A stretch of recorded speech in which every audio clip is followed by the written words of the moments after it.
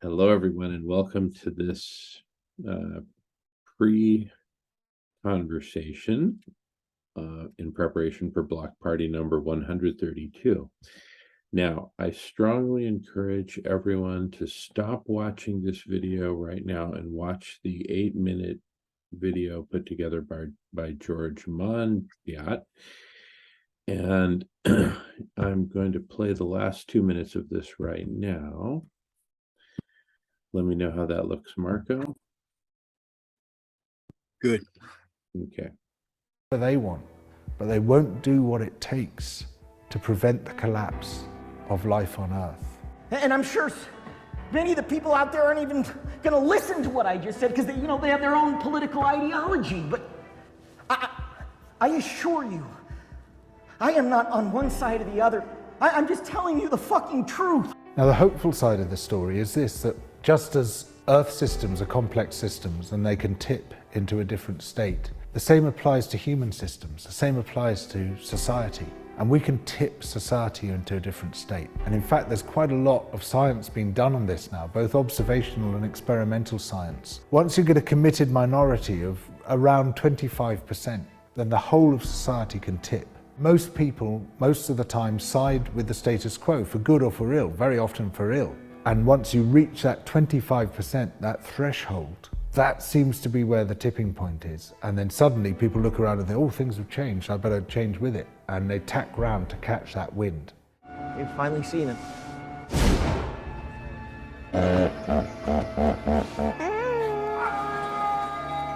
It's real and it's coming. We have proof. Just look up. Just look up. And that's what we need to do. That's what we can do. We just need to reach that 25% committed minority and society will change. And so we need to get together in our millions to demand the changes required to prevent systemic environmental collapse, to demand that we retain a habitable planet. All effective movements are an ecosystem. They need lots of people using their different skills, bringing those skills together, do what they do best. The alternative media is absolutely essential. It's a crucial component of that ecosystem of change. So please support Double Down News, become a sponsor on Patreon. I doubt that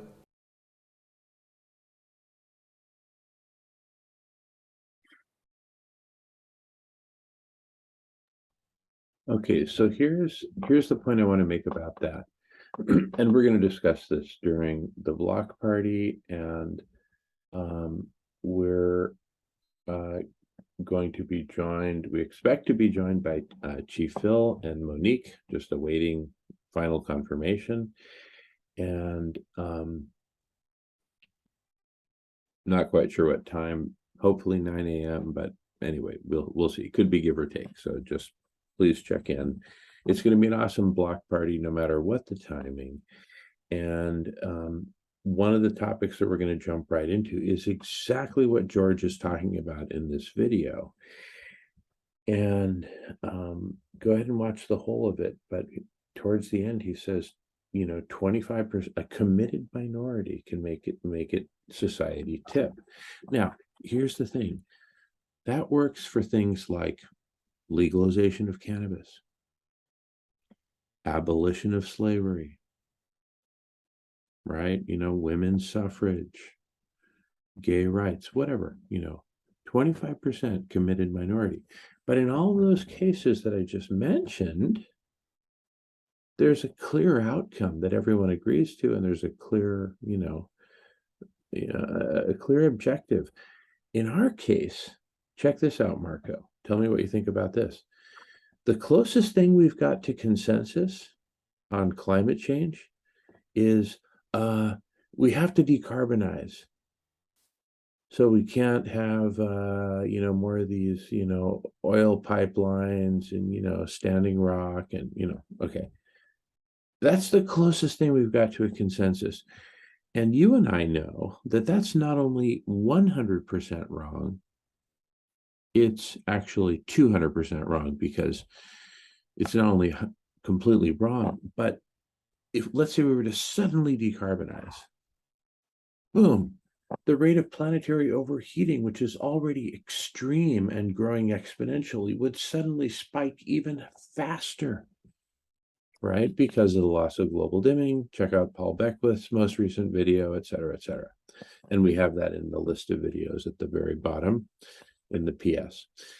So check that out as well. But the bottom line, but those are details. My point is, here's my point. Whereas in the case of cannabis, abolition, women's suffrage, gay rights, whatever, even the Vietnam War, anti-war, there was a clear outcome that everyone agreed to that was part of that 25% that made society tip, right? You see what I'm saying? Okay.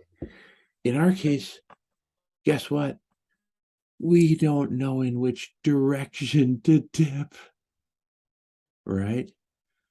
If anything, it's decarbonized. All those Extinction Rebellion, their masks and everything, they're anti-oil. Oh my goodness.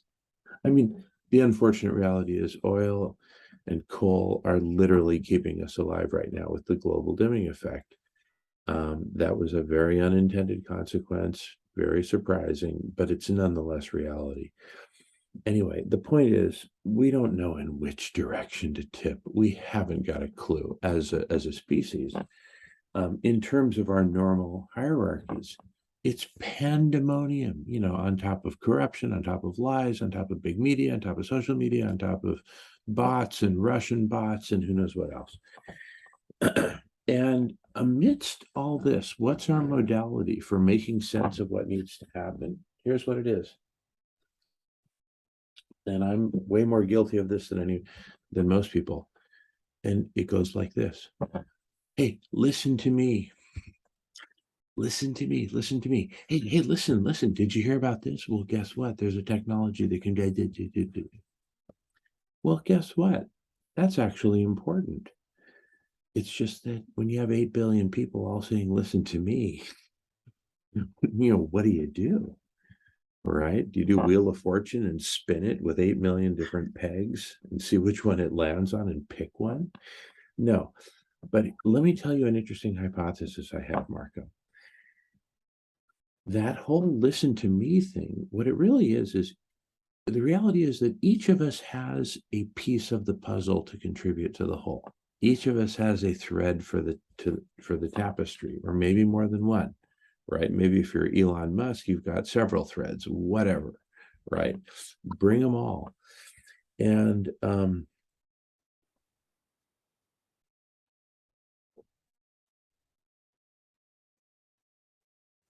when we lived in groups of 80 to 150 or whatever the number was, right, before the agricultural revolution, everyone kind of knew everyone else. And so if there was a piece of the puzzle that you had that was important to our survival, what would you do? You would talk about it.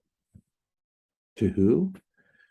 To whoever the highest ranking person that you had immediate access to within the hierarchy, right, of centralizing that information, because there probably was a council of elders. It could have been 7 or 8 of the 150 or whatever, right? But they basically get together and their job is to synthesize everything. If it was a matriarchal society, as most of them were, it was probably a council of women that basically consolidated all this information, because they can juggle multiple bits of information and kind of put it all together. So you'd probably go to the highest ranking woman who was in your immediate family and say, hey, listen, please take this to the council, right? This is my piece of information. So anyway, I'm just giving an example, but the bottom line is we're doing what we're wired to do, which is to share our piece of the puzzle, right? Share our piece of the puzzle and say, hey, this is important. Now, there's now 8 billion of us saying, hey, listen to me. I've got my piece of the puzzle. How do we organize all that?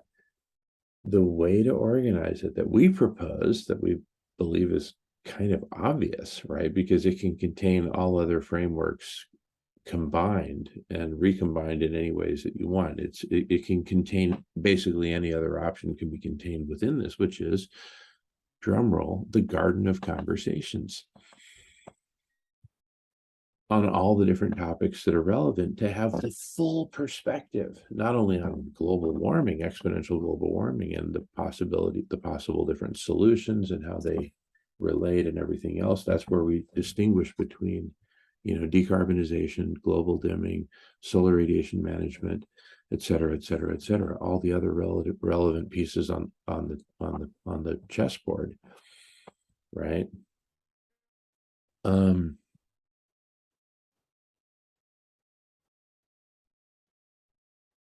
The garden of conversations. Every topic can be broken down into logical parts, and as well as explored as a whole, all the different problems and opportunities. Anyway, I'm going on, but the bottom line is, and here's like a kind of a set of slides that I think helps make the point about the evolution of radical collective intelligence.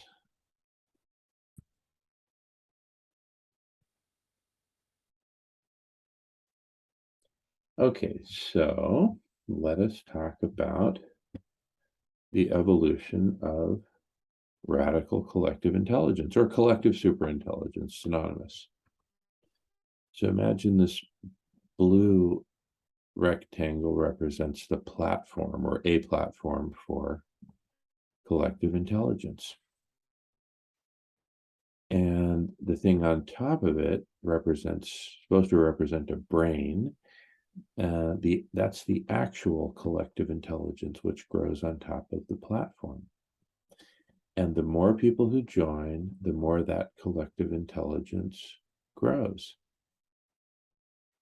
And it grows and grows and grows until it kind of stresses the limits of what the platform can do, and it's beckoning for more. Well, what is that now? Significantly sized collective intelligence do next? Well, it co-creates the next generation platform, right? Which can then support a much greater collective intelligence, which then eventually, probably like a week later, comes up with the next platform. I mean, seriously, this is how this is going to grow exponentially, right? And so what we're ultimately going to end up with is like this cosmic game of chicken, right?